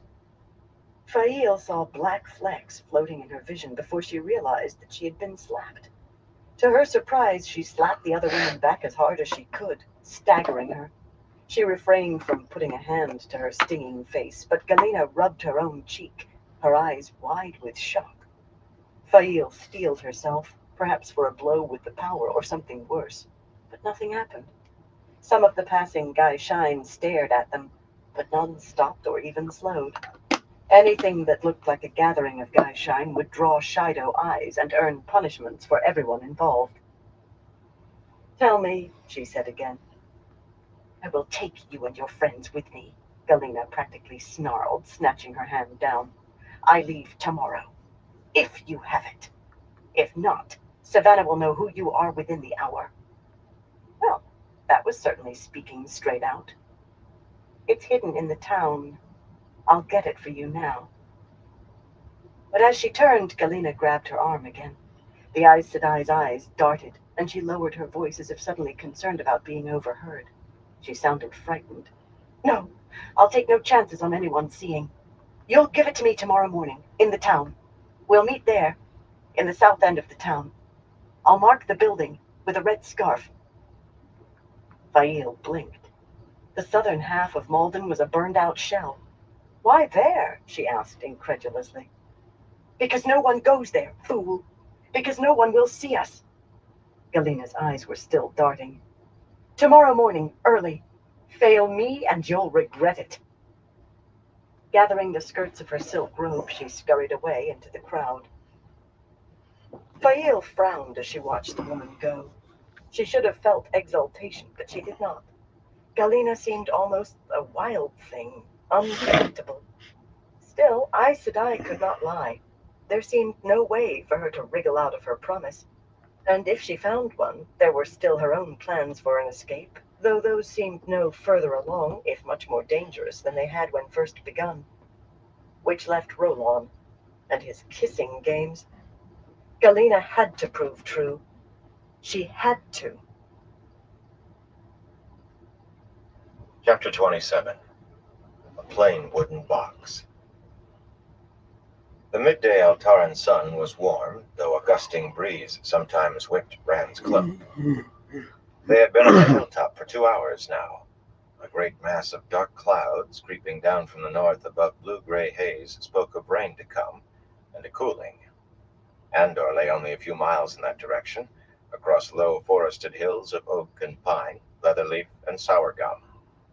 That border had seen countless generations of cattle raids going in both directions. Was Elaine watching it rain in Camelin? That lay a good 150 leagues east, too far for her to be more than a faint presence in the back of his head. Avienda in Aradaman was fainter still. He had not considered that the wise ones would take her along. Still, she would be safe among tens of thousands of Aiel, as safe as Elaine behind Camelin's walls. Be right back, everyone. Kadeshar stamped a hoof and tossed his head, eager to be moving. Rand patted the big black's neck. The stallion could reach the border in under an hour, but their way was west today. A short way west in just a short while now. He had to impress at today's meeting, and he had chosen his garb with care. The crown of swords sat on his head for more reason than making an impression, though. Half the small swords nestled among the wide band of laurel leaves pointed down, making it uncomfortable to wear, giving constant reminders of its weight in gold and in responsibility. A small chip in one of those laurel leaves dug at his temple to remind him of the battle against the Shonchan, where it had been made. A battle lost, where he could not afford to lose. His dark green silk coat was embroidered in gold on the sleeves, shoulders, and high collar. A gold inlaid buckle in the shape of a dragon fastened his sword belt, and he had the dragon scepter in hand, a 2-foot length of spearhead with a long green and white tassel below the polished steel point. If the daughter of the Nine Moons recognized it for part of a Shonchan spear, she must also see the dragons that maidens had carved winding around the remaining haft. Today he wore no gloves. The golden-maned dragon heads on the backs of his hands glittered metallically in the sun. However high she stood among the Shonchan, she would know whom she faced. A fool! Lews Theron's wild laughter echoed inside his head. A fool to walk into a trap. Rand ignored the madman. It might be a trap, but he was ready to spring it if it was. It was worth the risk. He needed his troops. He could crush the Shonchan, but at what cost in blood and in time he might not have. He glanced north again. The sky above Andor was clear, except for a few high white clouds, drifting wisps. The last battle was coming. He had to take the risk. Min, toying with the reins of her gray mare nearby, was feeling smug, and that irritated him. She had inveigled a promise from him in a weak moment and refused to release him. He could just break it. He should break it. As if she had heard his thoughts, she looked at him. Her face, surrounded by dark shoulder-length ringlets, was smooth, but the bone suddenly carried suspicion and hints of anger. She seemed to be trying to suppress both, yet she adjusted the cuffs of her ornately embroidered red coat the way she did when checking her knives. Of course, she would not use one of those blades on him. Of course not. A woman's love can be violent, Lews Theron murmured. Sometimes they hurt a man worse than they think they have, worse than they mean to. Sometimes they're even sorry afterwards. He sounded sane for the moment, but Rand shoved the voice down. You should let us scout further out, Randall Thor, Nandera said. She and the 24 other maidens on the sparsely wooded hilltop wore their black veils up. Some had their bows in hand and arrows nocked. The rest of the maidens were among the trees, well out from the hill, keeping watch against unpleasant surprises. The land is clear all the way to the manor house, but this still smells of a trap to me. There had been a time when words like manor and house sounded awkward on her tongue. She had been a long time in the wetlands now, though. Nandera speaks truth, Olivia muttered sullenly, heeling her roan gelding closer.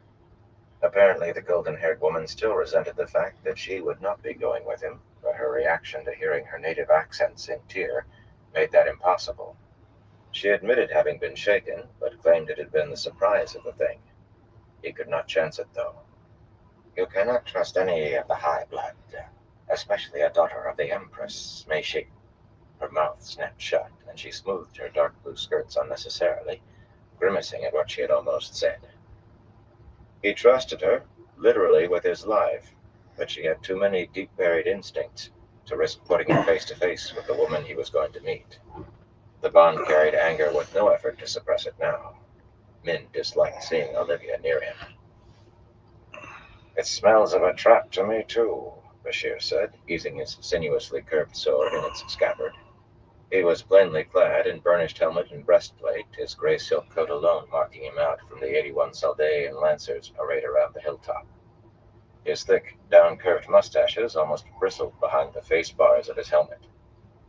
I'd give 10,000 crowns to know how many soldiers she has out there, and how many Bimani.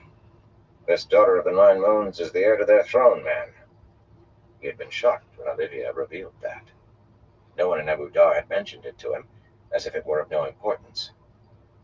They may claim their control ends far south of here, but you can wager she has at least a small army to see her to safety. And if our scouts find this army, Rand replied calmly, can we be sure they won't be seen? Mandera made a scornful sound. Best not to assume you're the only one with eyes. One second, everyone. If they think we're planning to attack them or kidnap the woman, everything falls apart. Maybe that was why they had kept their secret. The Imperial heir would be a more tempting target for a kidnapping than a mere high-ranking noblewoman. You just keep watch to make sure they don't catch us by surprise. If it all goes wrong, Bashir, you know what to do. Besides, she may have an army, but so do I. And not so small. Bashir had to nod at that. Aside from the Saldaeans and the maidens, the hilltop was crowded with Ashaman and Aes Sedai and warders. Better than 25 all told, and as formidable a group as any small army. They mingled with surprising ease, and few outward signs of tension. Otovane, a short coppery-skinned red, was scowling at Loghain, but Gabrella, a dusky brown with sooty green eyes, was talking with him quite companionably, perhaps even coquettishly. That might have been the reason for Tovane's scowl, though disapproval seemed more likely than jealousy. Adriel and Kurin each had an arm around the other's waist, though she was tall enough to overtop the Damani Ashaman, and beautiful where he was plain and had gray at his temples. Not to mention that he had bonded the gray against her will. Beldine knew enough to the shawl that she simply looked like any young Saldaean woman with slightly tilted brown eyes, reached out every now and then to touch Manfor, and he smiled at her whenever she did. Her bonding of him had been a shock, but apparently the yellow-haired man had been more than willing. Neither had asked Rand his opinion before the bonding. Strangest of all, perhaps, was Genera, pale and sturdy in a gray riding dress embroidered with red on the skirts, and Kajima, a clerkish fellow in his middle years who wore his hair like Narishma, in 2 braids with silver bells at the ends.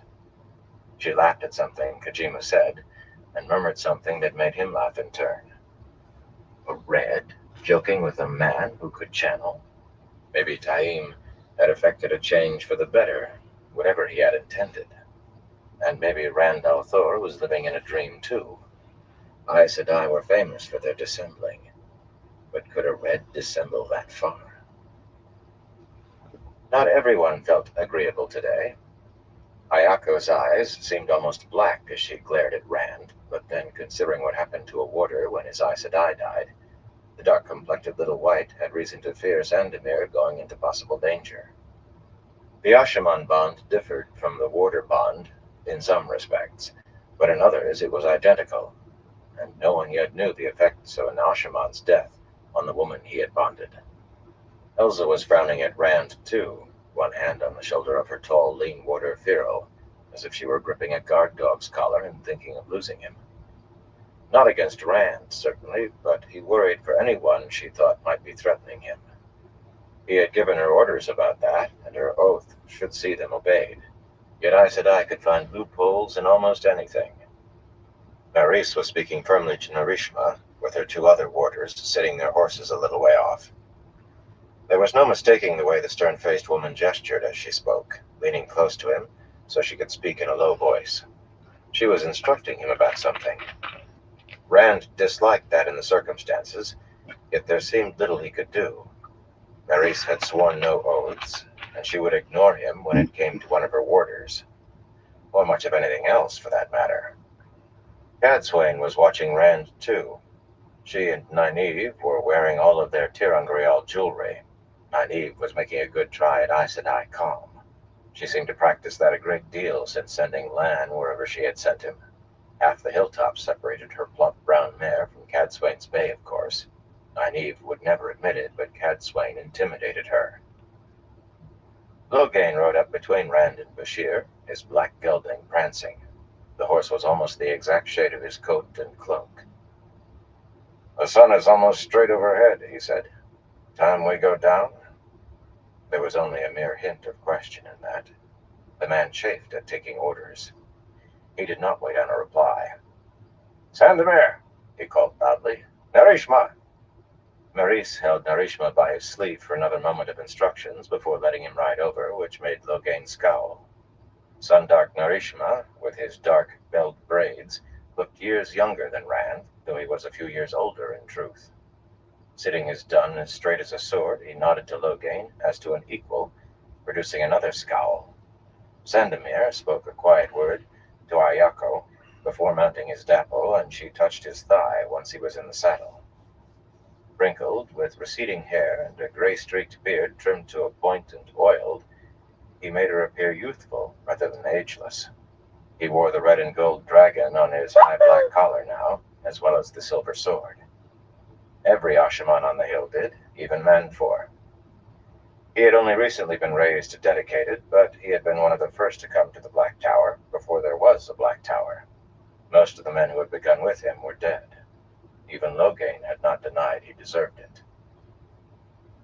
Logain had enough sense not to call Cadsuane or Nynaeve, but they rode to join Rand anyway, placing themselves to either side of him, each briefly eyeing him, faces so smooth they might have been thinking anything. Their eyes met, and Nynaeve looked away quickly. Cadsuane gave a faint snort. And Min came, too, his one more to balance the honors. A man should never give promises in bed. He opened his mouth, and she arched an eyebrow, looking at him very directly. The bond felt full of something dangerous. "You stay behind me once we get there," he told her. Not at all what he had intended to say.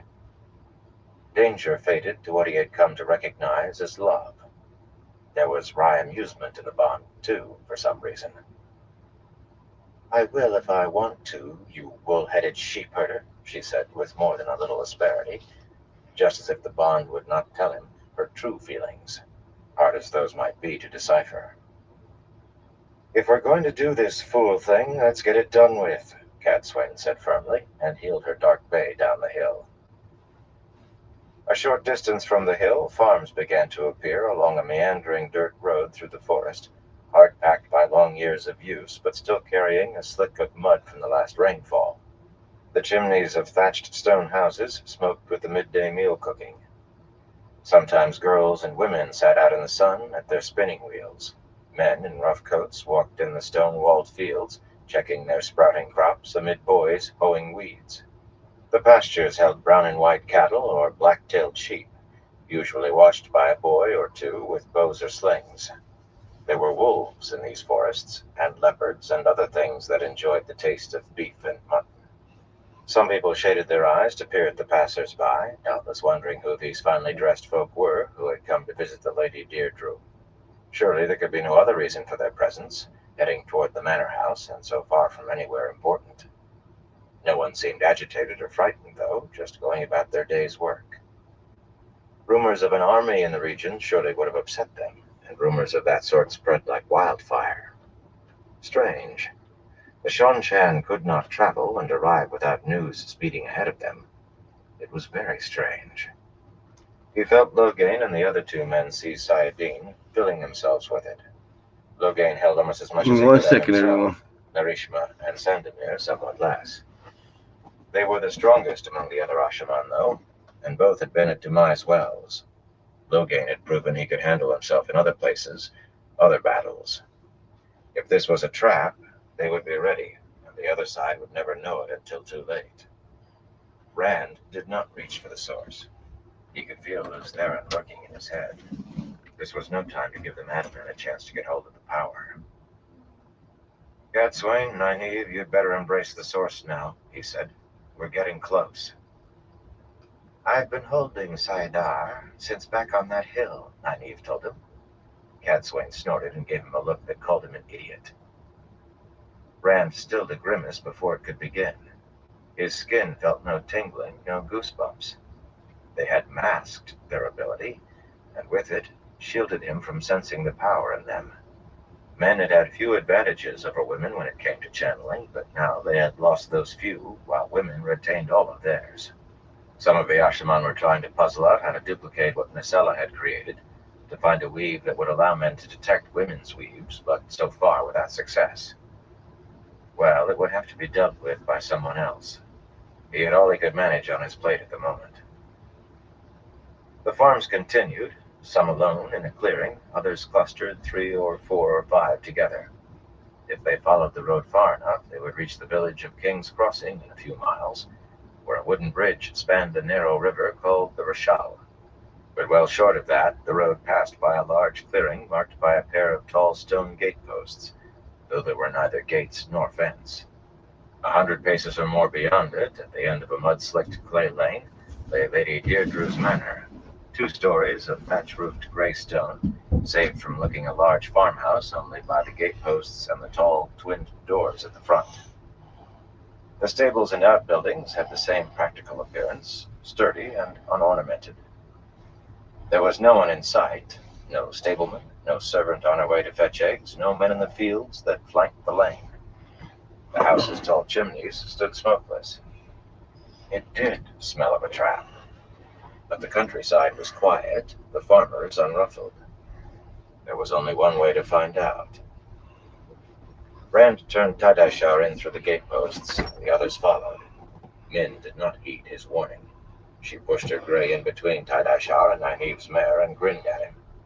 The bond carried nervousness, but the woman grinned. When he was halfway to the house, the doors opened and 2 women came out, one in dark gray, the other in blue, with red panels on her breast and ankle-length skirts.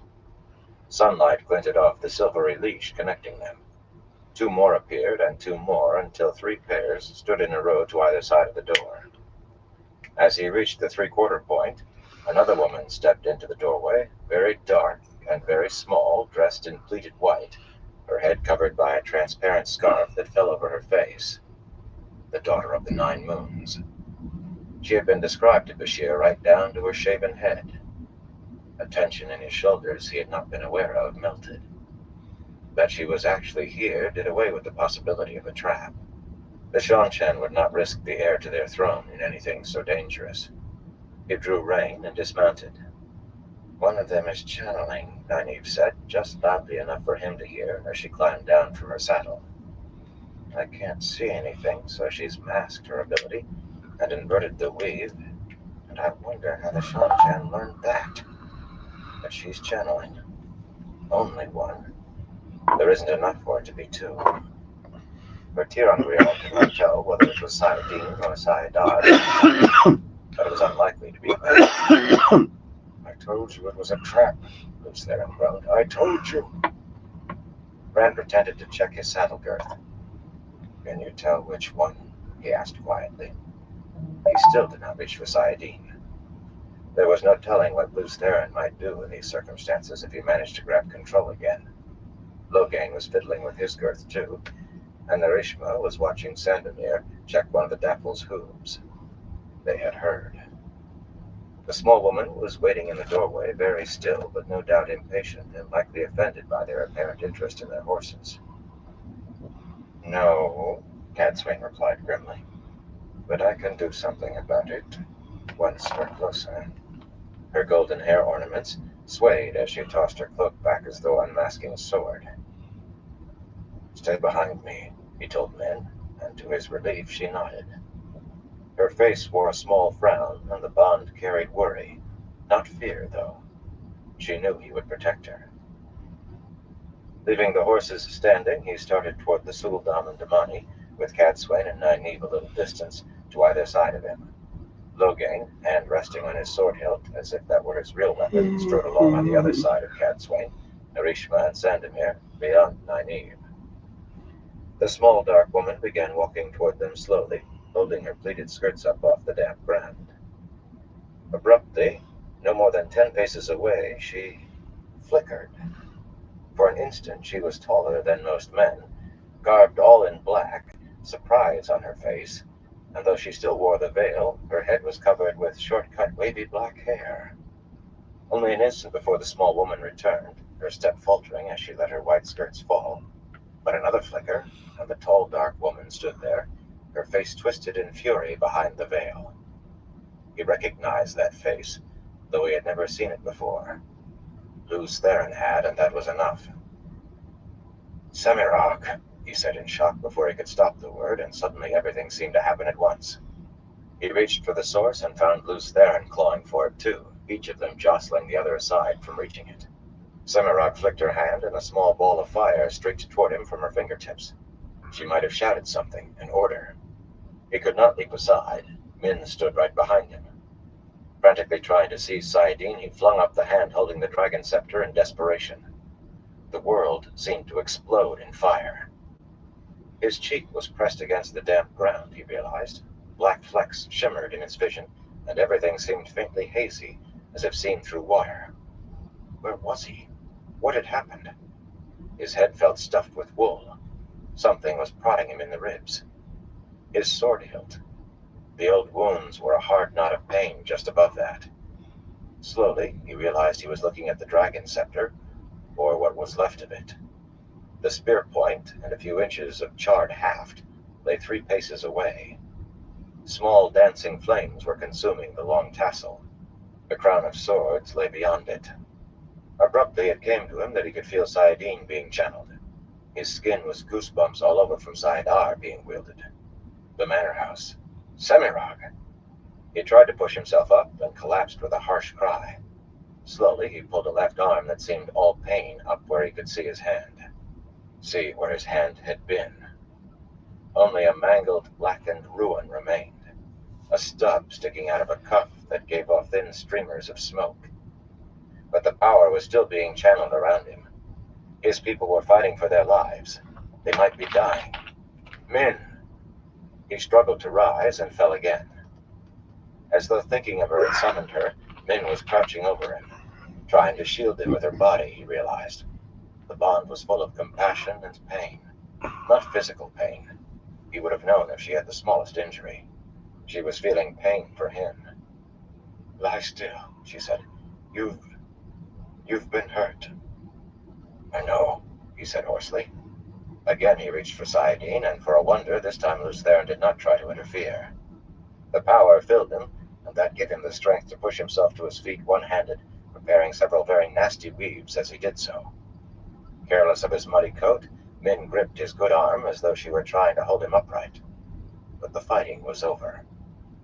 Semirog was standing stiffly with her arms at her sides, her skirts pressed against her legs, doubtless wrapped up in flows of air. The hilt of one of Min's knives stood out from her shoulder, and she must have been shielded too, but her dark, beautiful face was contemptuous. She had been a prisoner before, briefly, during the War of the Shadow. She had escaped from high detention by frightening her jailers to the point that they actually smuggled her to freedom. Others had been injured more seriously.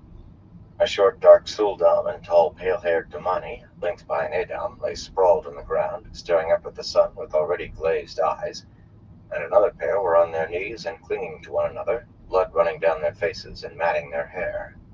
The other pairs stood as stiffly as Semirog, and he could see the shields on 3 of the Damani. They looked stunned. One of the Suldam, a slender, dark-haired young woman, was weeping softly. Narishma's face was bloodied too, and his coat appeared singed. So did Sandemir's, and a bone jutted through his left coat sleeve, white smeared with red, until Nynaeve firmly pulled his arm straight and guided the bone back into place. Grimacing in pain, he gave a guttural groan. She cupped her hands around his arm over the break, and moments later he was flexing his arm and moving his fingers and murmuring thanks. Loghain appeared untouched, as did Nynaeve and Cadswain, who was studying Semirog the way a brown might study an exotic animal never before seen. Suddenly gateways began opening all around the manor house, spilling out mounted Ashaman and Aes Sedai and warders, veiled maidens and Bashir riding at the head of his horsemen. And Ashaman and Aes Sedai in a ring of 2, could make a gateway considerably larger than those Rand could alone. So someone had managed to give the signal, a red sunburst in the sky. Every Ashaman was full of Sayadin, and Rand assumed the Aes Sedai were equally full of Sayadar. The maidens began spreading out into the trees. Agan! Hamad! Search the house! Bashir shouted. Platoon! Form the lancers! They'll be on us as soon as they can! 2 soldiers thrust their lances into the ground and leapt down to run inside, drawing their swords, while the others began arraying themselves in 2 ranks. Ayako flung herself from her saddle and rushed to Sandemir, not even bothering to hold her skirts on the mud. Maurice rode to Narishma before swinging down right in front of him and taking his head in her hands without a word. He jerked, his back arching and nearly pulling his head free as she healed him. She had little facility with Nynaeve's method of healing. Ignoring the turmoil, Nynaeve gathered her skirts in bloodied hands and hurried to Rand. "Oh, Rand," she said when she saw his arm. "I'm so sorry. I'll do what I can, but I can't fix it the way it was." Her eyes were filled with anguish. Wordlessly, he held out his left arm. It throbbed with agony. Strangely, he could still feel his hand. It seemed he should be able to make a fist with the fingers that were no longer there. His goosebumps intensified as she drew more deeply on Saidar. The tendrils of smoke vanished from his cuff, and she gripped his arm above the wrist. His entire arm began tingling, and the pain drained away. Slowly, blackened skin was replaced by smooth skin that seemed to ooze down until it covered the small lump that had been the base of his hand. It was a miraculous thing to see. The scarlet and gold scaled dragon grew back too, as much as it could, ending in a bit of the golden mane. He could still feel the whole hand. "I'm so sorry," Nynaeve said again. "Let me delve you for any other injuries." She asked, but did not wait, of course. She reached up to cup his head between her hands, and a chill ran through him. "There's something wrong with your eyes," she said with a frown. "I'm afraid to try fixing that without studying on it. The smallest mistake could blind you. How well can you see? How many fingers am I holding up?" "2. I can see fine," he lied. The black flecks were gone, but everything still seemed seen through water, and he wanted to squint against a sun that appeared to glare 10 times brighter than it had. The old wounds in his side were knotted with pain. Bashir climbed down from his compact bay in front of him and frowned at the stump of his left arm. Unbuckling his helmet, he took it off and held it under his arm. "At least you're alive," he said gruffly. "I've seen men hurt worse." "Me too," Rand said. "I'll have to learn the sword all over again, though." Bashir nodded. Most forms required 2 hands. Rand bent to pick up the crown of Ilion, but Min released his arm and hurriedly handed the crown to him. He settled it on his head. "I'll have to work out new ways to do everything." "You must be in shock," Nynaeve said slowly. "You've just suffered a grievous injury, Rand. Maybe you'd better lie down. Lord Davram, have one of your men bring a saddle to put his feet up." "He's not in shock," Min said sadly. The bond was full of sadness. She had taken hold of his arm as if to hold him up again. "He lost a hand, but there's nothing to do about it, so he's left it behind already." "Bull-headed fool," Nynaeve muttered. Her hand, still smeared with Sandemir's blood, drifted toward the thick braid, hanging over her shoulder, but she yanked it back down. "You've been hurt badly. It's all right to grieve. It's all right to feel stunned. It's normal." "I don't have time," he told her. Min's sadness threatened to overflow the bond. Right, he was all right. Why did she feel so sad? Nynaeve muttered half under her breath about woolhead and fool and man stubborn, but she was not finished. "Those old wounds in your side have broken open," she almost growled. "You aren't bleeding badly, but you are bleeding. Maybe I can finally do something about them."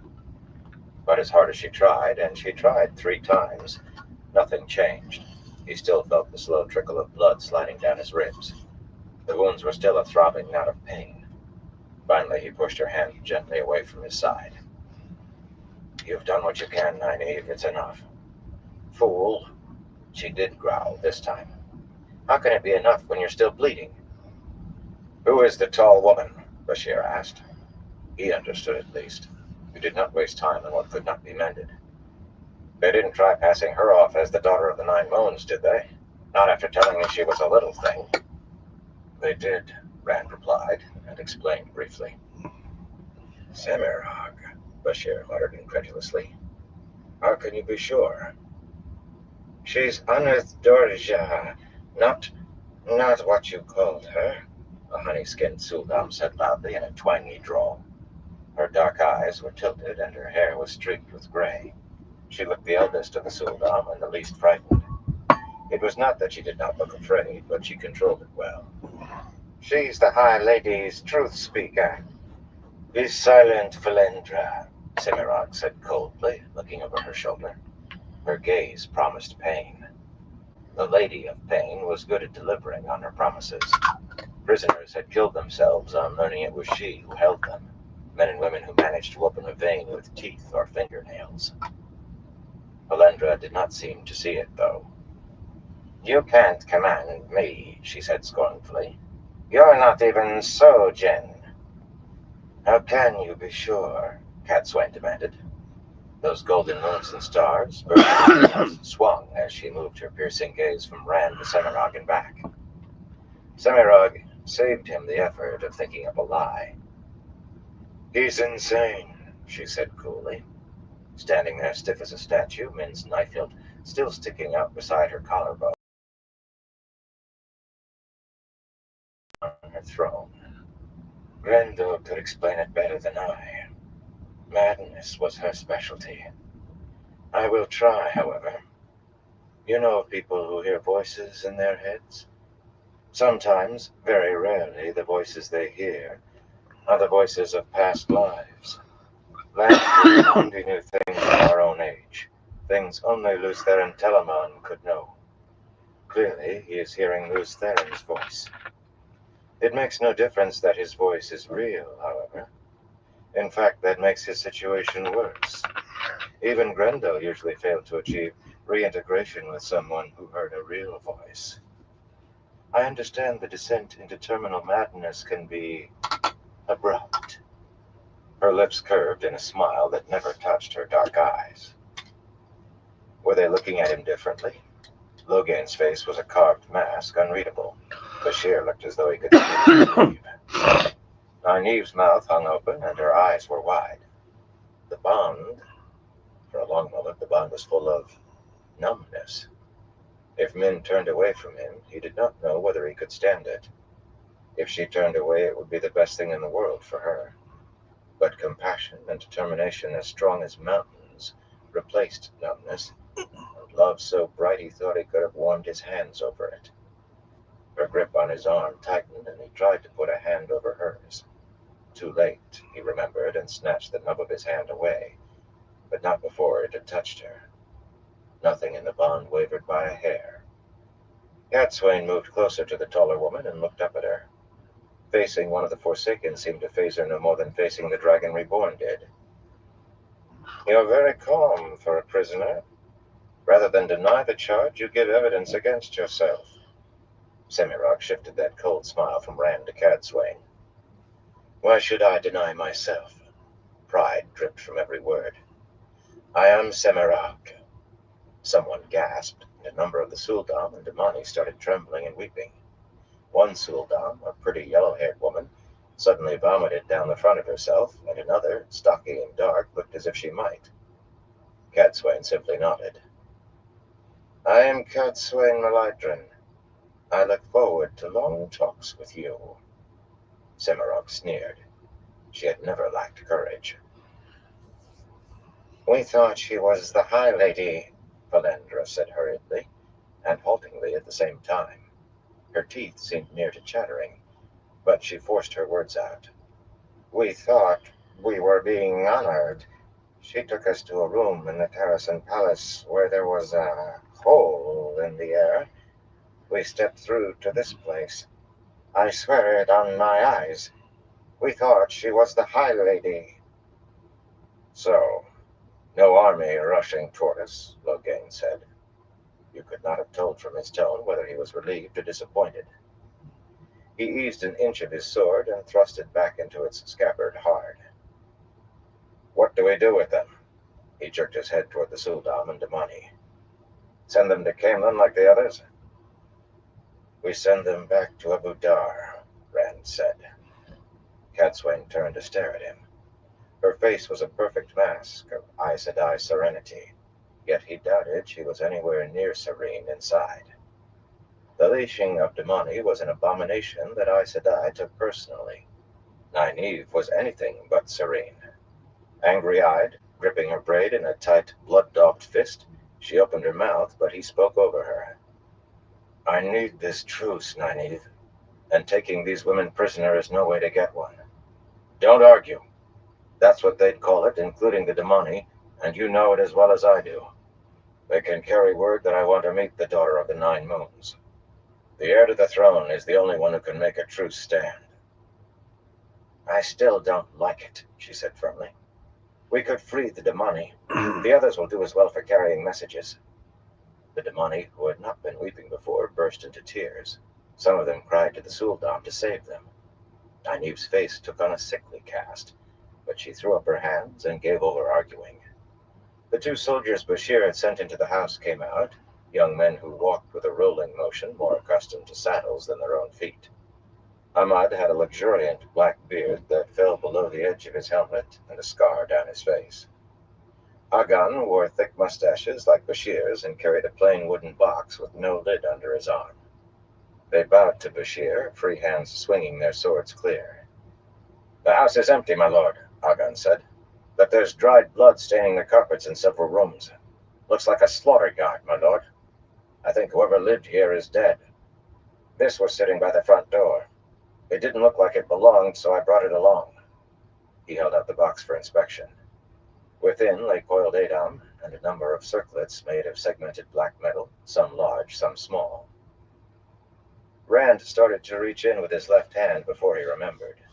Min caught the movement and released his right arm so he could scoop up a handful of the black metal pieces. Nynaeve gasped. You know what these are? He asked. They're Adam for men, she said angrily. Agenan said she was going to drop the thing in the ocean. We trusted her, and she gave it to somebody to copy. Rand dropped the things back into the box. There were 6 of the large circlets and 5 of the silvery leashes. Semirag had been prepared no matter who he brought with him. She really thought she could capture all of us. That thought should have made him shiver. He seemed to feel loose there and shiver. No one wanted to fall into Semirag's hands.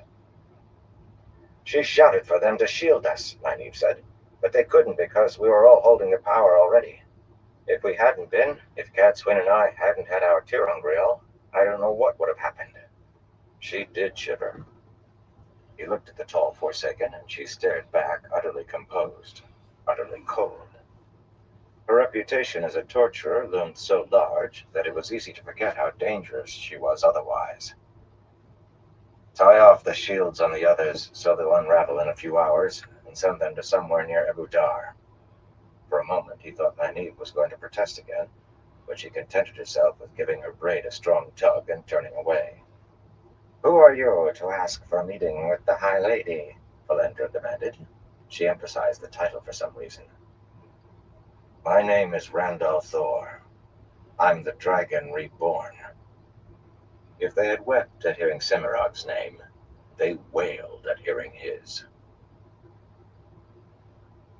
Ashandara slanted across his saddle. Mat sat pips in the darkness among the trees and waited, surrounded by 2,000 mounted crossbowmen. The sun was not long down, and events should be in motion. Bashanjan were going to be hit hard tonight in half a dozen places, some small and some not so small, but hard in every case. Moonlight filtering through the branches overhead gave just enough illumination for him to make out Tuon's shadowed face.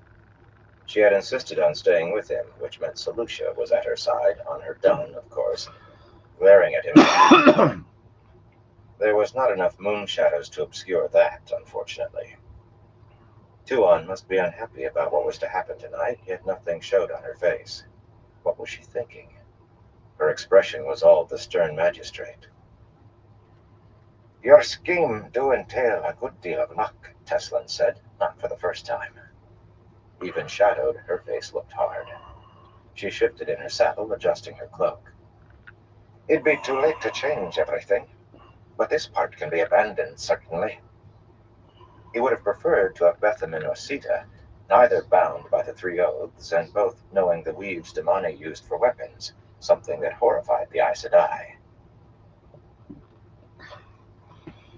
Alright, everyone, I'm gonna call into this stream for tonight. I want to thank everyone for stopping by and everyone who keeps stopping by. I definitely appreciate all y'all's support. Until next time, y'all stay safe out there.